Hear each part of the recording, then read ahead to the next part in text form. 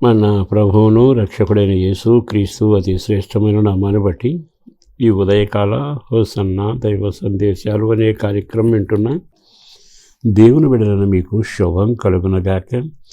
ప్రభువు పేరట మీ అందరికీ వందనాలు తెలియచేస్తున్నాను.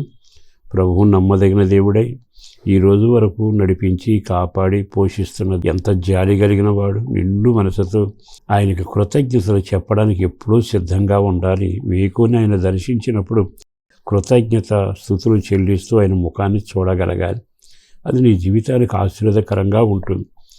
నువ్వెప్పుడైతే కృతజ్ఞత కలిగి ఆయన తప్ప నాకు ఆధారం లేదని ఆయనపై ఆధారపడి వేకువజామున లేచి ప్రార్థన చేసేటప్పుడు, అయ్యా నన్ను నా కుటుంబాన్ని జ్ఞాపకం చేసుకుని నడిపించవా, నా కుటుంబాన్ని పోషించవా, నీ ఆలోచనతో నడిపించవా అంటూ ఒక పక్కనేమో కృతజ్ఞతాస్తుతి చెల్లిస్తూ, మరొక పక్కన విన్నపాలు తెలియచేస్తూ, మరొక పక్కన ఆయనపై ఆనుకుని నీ నడకను ప్రారంభించడానికి నీ సమ్మతి తెలియచేస్తే ఆయన ఎంత సంబరపడిపోతాడండి, ఎంత ఆనందపడిపోతాడు. నా పిల్లలు నా దగ్గరికి వచ్చి మొరపెడుతున్నారుగా, వారి మొర్రను నేను ఆలకిస్తాను, వాళ్ళ విజ్ఞాపనతోని వింటాను అంటూ వేకునే ఉదయకాలం కృపతో నిన్ను తాగుతాడు. బైబిల్లో ఉంది, ఉదయకాలపు మంచు పడినట్లుగా కృప నీ మీద, నీ ఇంటి మీద, నీ పిల్లల మీద కుమ్మరిస్తున్నాడు ఆయన. ఇంతకన్నా గొప్ప భాగ్యమేముంది?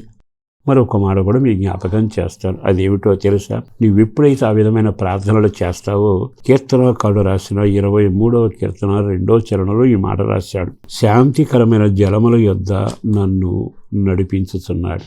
ఒక్క క్షణం ఆగి ఆలకిస్తే నువ్వు చేసిన ప్రార్థన, చెప్పిన కృతజ్ఞత, ఆధారపడిన ఆధారాన్ని గమనించి ఆయన అంటాడు, నేను వీరిని నడిపిస్తాను జలముల దగ్గరికి అల్లా, శాంతికరమైన జలముల యొద్ద. అంటే అర్థం ఏమిటి? నీ జీవితంలో శాంతి, సమాధానం, నీ కుటుంబంలో ఐక్యత, పిల్లలను చూసినప్పుడు, పెద్దలు చూసినప్పుడు, నీ పరిస్థితులు చూసినప్పుడు అంతా శాంతిని ఇంటిని ఇవ్వాలి.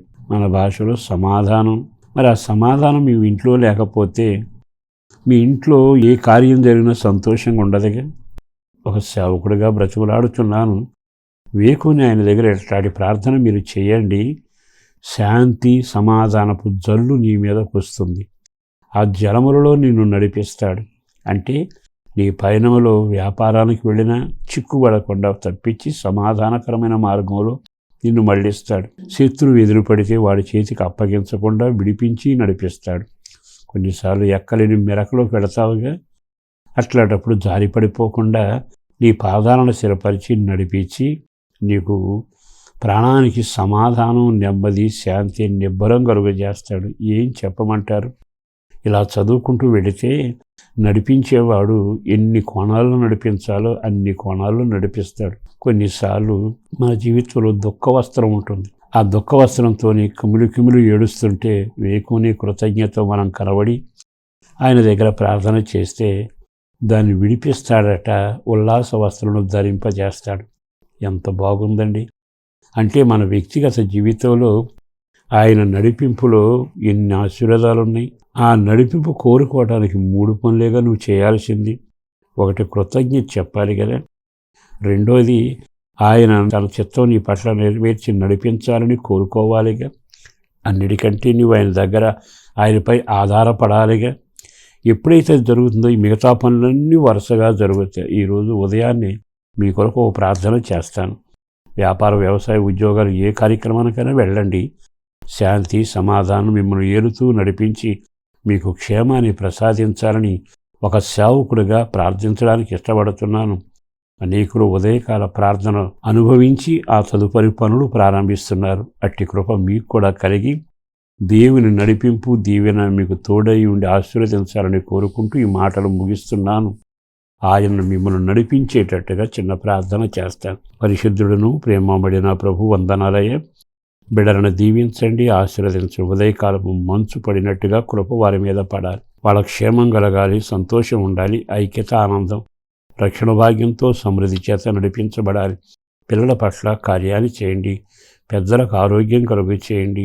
ఎదిగిన పిల్లల వివాహాల విషయంలో, వ్యాపార, వ్యవసాయ, ఉద్యోగం, చేతి పనుల్లోనూ అంత మాత్రమే కాదు, వాళ్ళ విన్నపాలకు జవాబు రావాలి. కోర్టు సమస్యలు పరిష్కారం కావాలి. సరిహద్దుల్లో సమాధానం ఉండాలి. వాళ్ళు పట్టిందల్లా కలిసి వచ్చి కృపలో సాక్షిగా ఉండగలగాలి. వాళ్ళ అవసరాలను మీరే తీర్చి మహిమ పొందండి. మరింత ప్రార్థనా పరిచర్య కృపలో పెంచి నడిపించండి. యేసు పేరట వేడుచున్నాం తండ్రి. ఆమేన్.